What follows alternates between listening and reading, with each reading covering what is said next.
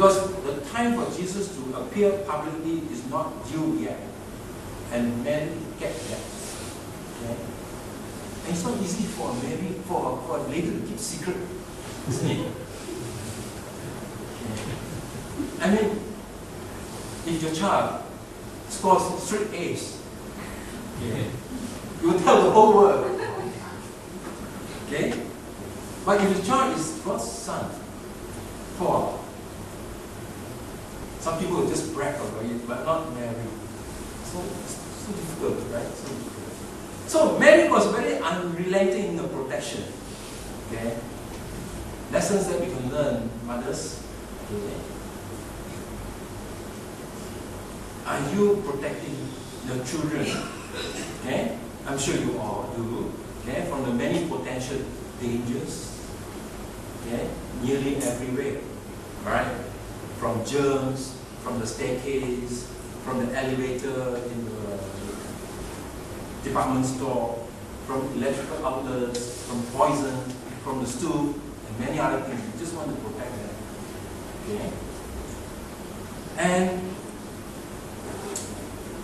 when a child grew up, do you think they still need the protection? They still do, especially during the teenage times. Teenager times is the most crucial because they are neither young nor adult, and so very impressionable minds that they have. I think we need to protect them. Sometimes we cannot do it alone, and that's why, as a church, as a family, we need to protect one another, our children, right?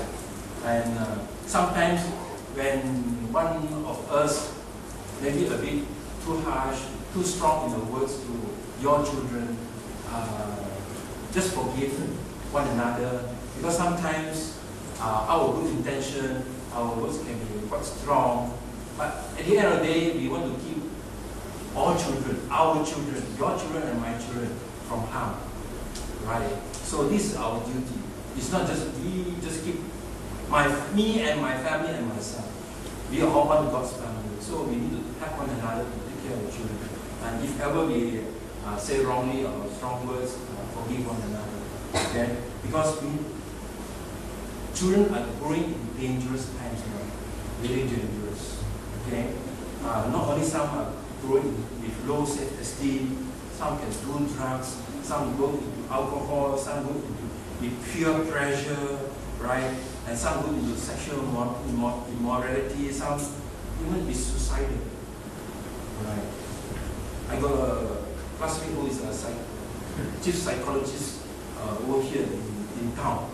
He says more young people are having psychological problems, right? Peer pressure, right? Where to look out for models? Michael Jackson, okay? Or some other idols. Most of the idols that we find fail them. Tiger Woods, once upon a time, was my idol. But you just cannot anymore. Most of the idols, the models of the world, okay, just fail us. Just fail us. So we need to really to protect our young, really. Okay. Not only that, some of the things can also be hindrance to their spiritual life. Even wholesome things like sports, school activities, taekwondo class, or whatever class. Some of those also can hinder our spiritual growth. Okay? Some of them are so involved in school activities they have no time to come to the Lord.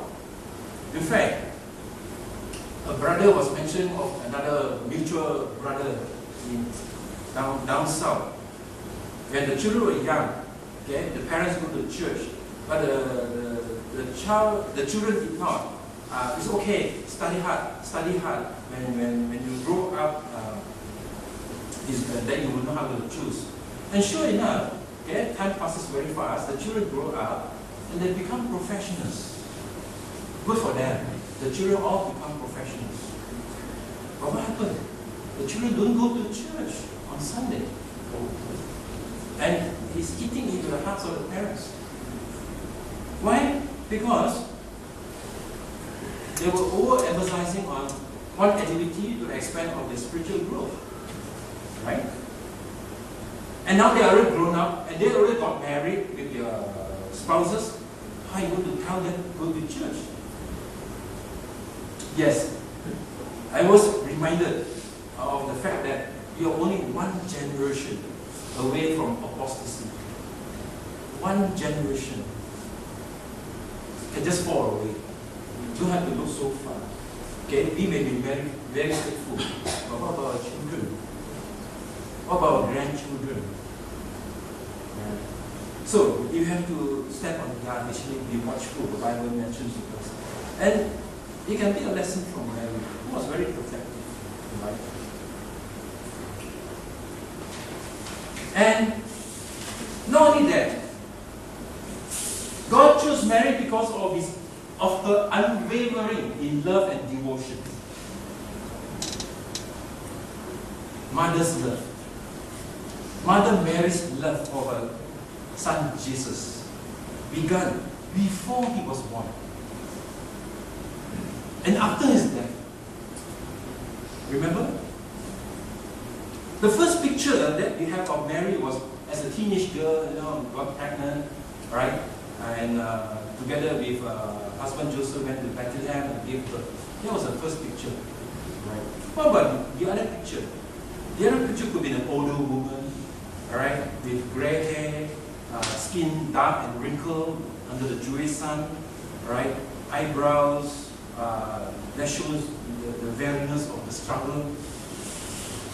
Where was she? Mary was at the cross when Jesus was crucified. And Jesus committed to John to take care of her mother. But Mary was also with the people in Acts chapter 1 verse 14. They all joined together constantly in prayer, along with the women, and Mary, the mother of Jesus and his brothers. When Jesus was resurrected, before he was ascended, these disciples were gathering together. Mary was there. Right? So 30 years later, Mary is still right where she is supposed to be. And Jesus is still the center of her attention and the focus of her entire life. Yes, Mary's love and devotion to Jesus was unquestionable. Now you may think that loving Jesus is very easy. Not so. Because at one time, okay, when Mary and Joseph took Jesus to the temple for his dedication, they met one guy by the name of Simon. Okay? And this was what Simon told them. In verse 34, and Simon blessed them and said to Mary, her mother, "Behold, this child is destined for the fall and rise of many in Israel. Yes, a sword will pierce through your own soul." Whose own soul? Mary's soul. Okay? Because you have Jesus as a son, your soul also will be pierced by the sword. What do we mean by that? You see, Mary's soul was pierced many, many times because of her love for Jesus. Very soon after his birth, King Herod wanted to kill Jesus.